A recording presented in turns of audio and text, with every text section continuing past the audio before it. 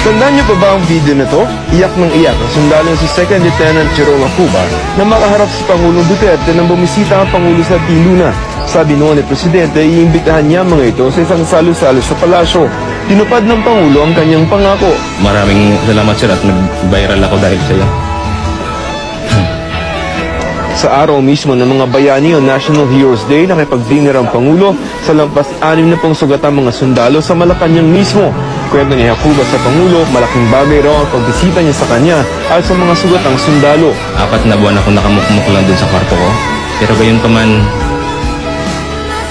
simula nung nagbisita dun si Presidente, talagang nagbagong lahat. Until the last drop of our blood, sir pa, talagang makikipaglaban kami, sir, pa sa under ng iyong pamumuno, sir. Ikaw, sir, yung bayani ng mga bayani.